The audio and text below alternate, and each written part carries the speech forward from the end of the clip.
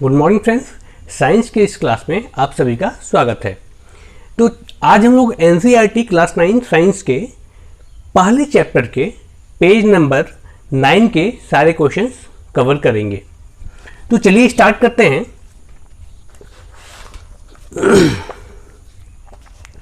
तो पहला क्वेश्चन कहता है convert the following temperature to Celsius scale, यानी कि केल्विन में कुछ वैल्यूज दिए हुए हैं, उसको हमें सेल्सियस डिग्री सेल्सियस में कन्वर्ट करना है। ठीक है, तो यहाँ पे मैंने दो फॉर्मूले लिख दिए हैं आप लोगों के लिए। ठीक है, वैसे बुक में तो सिर्फ डिग्री सेल्सियस में केल्विन को कन्वर्ट करने बोल रहा है, लेकिन मैंने दोनों फॉर्मूले यहाँ पे लिख दिए हैं और दोनों में हम लोग कन्वर्जन आज सीख लेंगे। ठीक है, चलिए स्टार्ट करते हैं।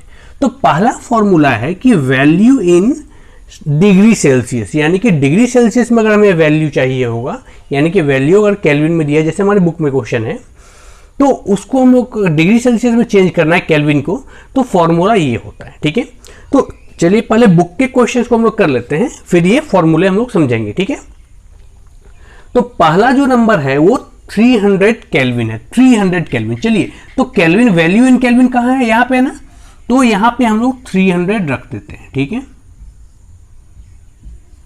ठीक है, अब इसके बाद ये माइनस करना है 273। अब आपके मन में ये क्वेश्चन जरूर आ रहा होगा कि हम लोग 273 को ही क्यों करते हैं माइनस। तो इसका आंसर ये है कि जब हमने, यानी कि वैज्ञानिकों ने, ठीक है, वो 0 डिग्री सेल्सियस को, हाँ 0 डिग्री सेल्सियस को जब उन्होंने केल्विन में कन्वर्ट किया तो वो 273.15 केल्विन आया था। ठीक है, लेकिन चूंकि ये पॉइंट में है तो हम लोग, ये तो साइंटिस्ट के लिए है कि उन लोगों को पॉइंट बाय पॉइंट उन लोग कैलकुलेट करना होता है, लेकिन हम लोग के लिए आसानी से वो कैलकुलेट हो जाए, इसके लिए हम लोग क्या करते हैं, 0 डिग्री सेल्सियस में ये पॉइंट का जो होता है ना, उसको हम लोग हटा देते हैं। ठीक है, तो ये इतना केल्विन बन जाता है। तो इसीलिए 0 डिग्री सेल्सियस का जो वैल्यू है वो केल्विन में 273 है।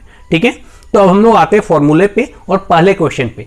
तो 300 केल्विन को हम लोग को क्या बोल रहा है कि डिग्री सेल्सियस में आप उसको चेंज कर दीजिए।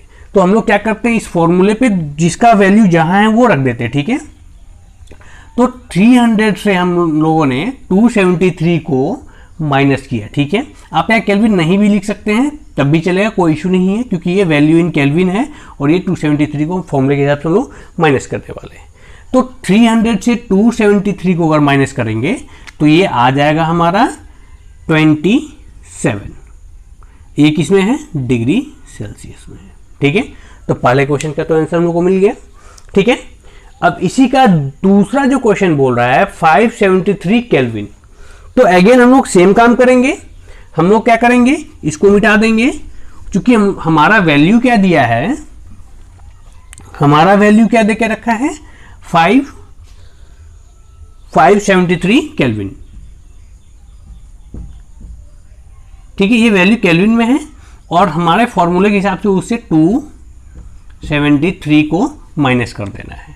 तो 573 से 273 को माइनस करें, कितना आ जाएगा, देखिए इससे हम लोग काउंट कर लेते हैं। इसमें 273, 373, 473 और 573, यानी कि 300 कितना आ गया, तो ये हो जाएगा हमारा 300 डिग्री सेल्सियस। ठीक है, तो पहले का आंसर, यानी कि ए नंबर का आंसर कितना आया था, ए नंबर का आंसर 27 डिग्री सेल्सियस आ गया था, और बी नंबर का हमारा आंसर क्या आ गया है, 300 डिग्री सेल्सियस।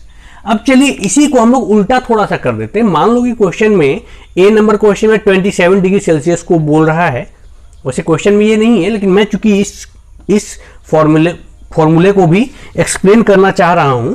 ठीक है, तो हम लोग ये जो वैल्यू हम लोगों ने निकाला यहाँ पे, उसको हम लोग देखते हैं कि इस पे करके देखते तो केल्विन में क्या सेम वैल्यू आता है कि नहीं आता है। तो अब हमें क्या कह रहे हैं, ये वैल्यू क्या है, डिग्री सेल्सियस में देके रखा हुआ है, तो इसका फॉर्मूला क्या है, 273 प्लस अब वैल्यू इन डिग्री सेल्सियस, मतलब क्या है, डिग्री सेल्सियस में हमारा वैल्यू कितना है, 27 है। अब जरा इसको हम ऐड करके देखते हैं कि केल्विन में कितना आता है ना। तो इसको जब ऐड करेंगे तो ये हमारा कितना आ जाएगा, 300 आ जाएगा, 300 केल्विन, जो हमारे क्वेश्चन में था। ठीक है।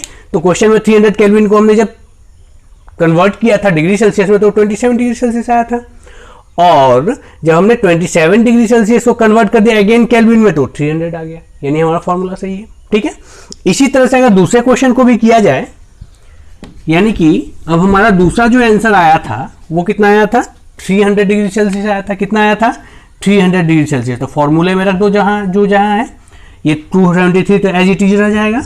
वैल्यू इन डिग्री सेल्सियस है तो यहाँ पे 300 यहाँ पे हमने रख दिया। ठीक है, तो केल्विन में अगर इसका वैल्यू देखा जाए तो क्या आ जाएगा, इसको आप जोड़ दो तो 3 to 573 कितना आ जाएगा, 573 केल्विन आ जाएगा। तो ये हमारा कन्वर्जन होता है।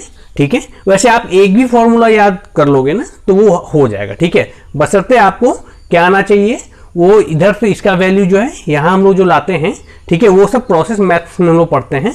ठीक है, उसको भी डिस्कस किया जाएगा, तो वो आप कन्वर्ट कर सकते हैं, इधर से ले जा करके right hand side left hand side move करके आप उस वैल्यू को रख सकते हैं। आप वैसे ही बना सकते हैं। अदरवाइज आप ये दो फॉर्मूला आप लिख लो, आप इसमें पुट करते जाना जिसके नीचे जो है, और आपको आंसर आ जाएगा। तो चलिए, ये तो पहला क्वेश्चन था। अब आते हैं हम लोग दूसरे क्वेश्चन की ओर। ठीक है,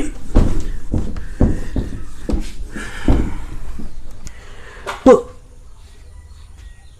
दूसरा क्वेश्चन देखते हैं।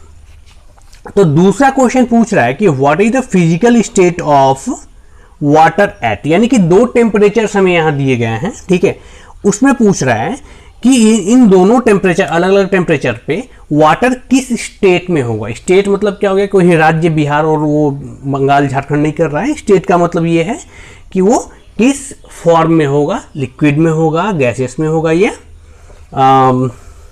सॉलिड होगा। ठीक है, चलिए तो हम लोग देखते हैं पहला क्या देके रखा है, 250 डिग्री सेल्सियस। कितना है, 250 डिग्री सेल्सियस। तो इसका मतलब हम लोग ये जानते हैं कि वाटर को अगर हम लोग 100 डिग्री सेल्सियस पे अगर हीट करें तो क्या करता है, गैसियस में चेंज हो जाता है। तो ये तो 100 डिग्री सेल्सियस से ज़्यादा ही है ना। ये 250 डिग्री सेल्सियस 100 डिग्री सेल्सियस से ज़्यादा है। इसका मतलब ये हो गया कि 100 से अगर ज़्यादा टेम्परेचर होगा तो वो हमेशा गैसियस स्टेट में होगा। ठीक है, तो इसका आंसर क्या हो गया, गैसियस स्टेट। गैसियस स्टेट में वो रहेगा। ठीक है, पहले का आंसर हो गया। दूसरा है 100 डिग्री सेल्सियस। कितना दे के रखा हुआ है, 100 डिग्री सेल्सियस। अब ये क्वेश्चन हो जाता है थोड़ा सा ट्रिकी। अब भैया हम ये भी जानते हैं कि अगर 100 डिग्री सेल्सियस पे है तो वो वाटर भी हो सकता है, और वहीं से वो स्टार्ट हो जाता है गैसियस स्टेट में कन्वर्ट होने के लिए। तो भैया हम किस में मानेंगे कि वो लिक्विड है या गैसियस स्टेट में है, किस में मान सकते हैं। तो इसका आंसर ये होता है कि वो अपने ट्रांजिशन स्टेट में है। ट्रांजिशन स्टेट मतलब क्या होता है, वो एक ऐसा टेम्परेचर जिसमें कोई भी मैटर वो अपने एक स्टेट से दूसरे स्टेट में वो कन्वर्ट होता है। ठीक है, तो 100 डिग्री सेल्सियस पे क्या होता है कि वो वाटर भी हो सकता है और वो गैसियस स्टेट में भी हो सकता है, यानी कि वो ट्रांजिशन स्टेट में है। ठीक है, उसको हम लोग बोल सकते हैं, क्योंकि जैसे ही वो 100 डिग्री सेल्सियस पे पहुंचा उसका टेम्परेचर, वो धीरे धीरे क्या हो जाएगा, वो गैसियस स्टेट में कन्वर्ट होना स्टार्ट हो जाएगा। ठीक है, तो अगर कोई पूछे कि 100 डिग्री सेल्सियस पे वो किस फॉर्म में होगा तो वो बोलना कि दोनों फॉर्म में हो सकता है। ठीक है, वो लिक्विड फॉर्म में भी हो सकता है, ठीक है, वाटर अपने लिक्विड फॉर्म में भी हो सकता है, और वो गैसियस फॉर्म में भी हो सकता है, क्योंकि वो ट्रांजिशन स्टेट होता है। ठीक है, सिमिलरली अगर ये 0 डिग्री सेल्सियस की बात की जाए तो वाटर क्या होता है, 0 डिग्री सेल्सियस में फ्रीज भी करता है ना, मीन्स वाटर से वो क्या होता है, वो आइस बन जाता है। तो अगर 0 डिग्री सेल्सियस पे पूछा है तो इसका भी आंसर वही होगा कि आप 0 डिग्री सेल्सियस पे उसको आइस भी मान सकते हैं और वाटर भी मान सकते हैं। ठीक है, आई होप कि ये कॉन्सेप्ट क्लियर हो गया होगा। चलिए, तो अगला क्वेश्चन हम लोग देखते हैं, for any substance why does the temperature remain constant during the change of state. हाँ, ये अच्छा क्वेश्चन है। चलिए इसको हम लोग अच्छे से समझते हैं। ठीक है, अब क्या बोल रहा है क्वेश्चन कि किसी भी मैटर में जब वो एक स्टेट से दूसरे स्टेट में चेंज होता है तो भैया हम लोग कुछ ना कुछ उसको हीट एनर्जी देते हैं, हीट करते हैं, तभी तो चेंज होता है। लेकिन हीट करने के बावजूद भी उसका जो टेम्परेचर जो होता है वो राइज नहीं होता। क्यों? तो इसको समझने से पहले हम लोग जरा सा वो लिक्विड से सॉलिड या सॉलिड से लिक्विड या लिक्विड से गैस क्यों होता है वो समझते हैं। ठीक है, तो देखिए जब हम लोग किसी भी मान लो वाटर का ही एग्जांपल ले लेते हैं। ठीक है, तो वाटर लिक्विड फॉर्म में है, अब उसको हम लोग चेंज कर रहे हैं गैसियस फॉर्म में, यानी कि हम लोग उसको हीट कर रहे हैं। अच्छा, हीट करने से क्या होता है, उसके जो पार्टिकल्स होते हैं ना उनको क्या होता है, गर्मी मिलता है। गर्मी मिलता है मीन्स उनको एनर्जी मिलता है, और जब एनर्जी ज़्यादा मिलेगा ना तो वो वाइब्रेट करेंगे, मूव करेंगे। ठीक है, लेकिन वो मूव कर नहीं पाएंगे, क्यों? क्योंकि उनके वाटर के मॉलिक्यूल्स के बीच में क्या होता है, वो उसको क्या बोलते हैं, इंटरमोलिकुलर फोर्स होता है। इंटरमोलिकुलर फोर्स क्या करता है, उसको अपने तरफ पकड़े रहता है। ठीक है, वैसे सॉलिड से कंपेयर में वो बहुत ही वीक होता है, लेकिन फिर भी होता है, तो उसको पकड़ के रखता है और उसको मूव नहीं करने देता। लेकिन जैसे ही हम उसको हीट देंगे, जैसे ही उसको हीट दे रहे हैं, तो वो क्या हो रहा है, वो जल्दी जल्दी वाइब्रेट करेगा, और एक टाइम ऐसा आएगा कि वो जो इंटरमोलिकुलर फोर्स होगा ना उसको ओवरकम कर देगा, यानी इसको तोड़ देगा और वो फ्रीली मूव करने लगेगा। और वही टेम्परेचर जो होता है ना, उसी वो जो एनर्जी, उसको काइनेटिक एनर्जी, वो 100 डिग्री सेल्सियस पे होता है। 100 डिग्री सेल्सियस पे क्या होता है कि उन मॉलिक्यूल्स में इतना एनर्जी आ जाता है, इतना एनर्जी आ जाता है कि वो इंटरमोलिकुलर फोर्स जो वाटर का होता है उसको ओवरकम कर लेते हैं। ठीक है, तो अब आते हैं हम लोग मेन बात पे कि जब हम लोग 100 डिग्री सेल्सियस पे उसको हीट करते हैं और वो गैसियस फॉर्म में चेंज हो जाता है, तो उसका जो टेम्परेचर है वो बढ़ता क्यों नहीं है? तो उसका टेम्परेचर इसलिए नहीं बढ़ता है कि जो भी हम उसको हीट सप्लाई कर रहे हैं ना, जो भी वाटर मॉलिक्यूल्स को हम लोग हीट सप्लाई कर रहे हैं, वो तो खर्च हो जाता है, वो एक स्टेट से दूसरे स्टेट में चेंज होने में। ठीक है, वो खर्च हो जाता है इंटरमोलिकुलर जो फोर्स है उसको ओवरकम करने में। ठीक है, वो जो भी एनर्जी है ना, वो उसके मॉलिक्यूलर इंटरमोलिकुलर फोर्स जो होता है ना, वो उसको तोड़ने में, उसको ओवरकम करने में वो टेम्परेचर खर्च हो जाता है। इसीलिए उसको क्या बोला जाता है कि हमारा टेम्परेचर वो नहीं बढ़ा। ठीक है, समझ आ गया होगा। चलिए अगला हम लोग देखते हैं कि suggest a method to liquefy atmospheric gases, यानी कि एटमॉस्फेरिक जो गैसेज हैं उसको लिक्विफाई करना है। अच्छा, लिक्विफाई मतलब क्या करना है कि उसका लिक्विड फॉर्म बना देना है। तो कैसे कर सकते हैं? ठीक है, तो देखिए इसका दो तरीका होता है। पहला तो या तो हम उसका टेम्परेचर जो होता है उसी को कम कर दें। अच्छा, टेम्परेचर कम करने से गैस लिक्विड क्यों बनेगा? इसलिए बनेगा कि टेम्परेचर कम करने का मतलब हो गया कि उसका काइनेटिक एनर्जी जो होगा ना वो कम हो जाएगा, और जब कम हो जाएगा तो वो स्थिर होने लगेगा, यानी कि वो ज़्यादा मूव या वाइब्रेट नहीं कर पाएगा। और ज़्यादा मूव या वाइब्रेट नहीं कर पाएगा इसका मतलब ये हो गया कि वो पार्टिकल्स क्लोज आएंगे तो उनका इंटरमोलिकुलर फोर्स भी बढ़ेगा, यानी कि एक मॉलिक्यूल दूसरे मॉलिक्यूल्स को अब अटैक करना स्टार्ट कर देगा, क्योंकि उनके पास एनर्जी है ही नहीं दूर भागने के लिए, तो वो अपने लिक्विड स्टेट में आ सकता है। ये तो पहला हो गया।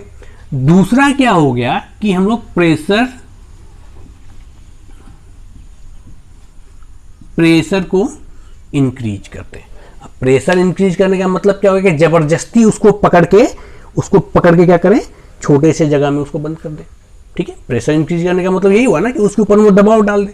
ठीक है, तो दबाव डालेंगे तो यानी कि जितना उसमें एनर्जी होगा वो तो बेचारे का एनर्जी अपना वेस्ट चला गया, क्योंकि हम तो एक्सटर्नल प्रेशर डाल रहे हैं, उससे ज़्यादा प्रेशर डाल रहे हैं, उसका जितना एनर्जी है तो वो क्या हो जाएगा, एक जगह सिमट के रह जाएगा, और एक जगह सिमट कर रह जाएगा तो अगेन वही हम कि सब पार्टिकल्स क्लोज हो जाएंगे और वो अपने लिक्विड फॉर्म में चेंज हो सकता है। ठीक है, तो चलिए ये आज के लिए 4 क्वेश्चन थे।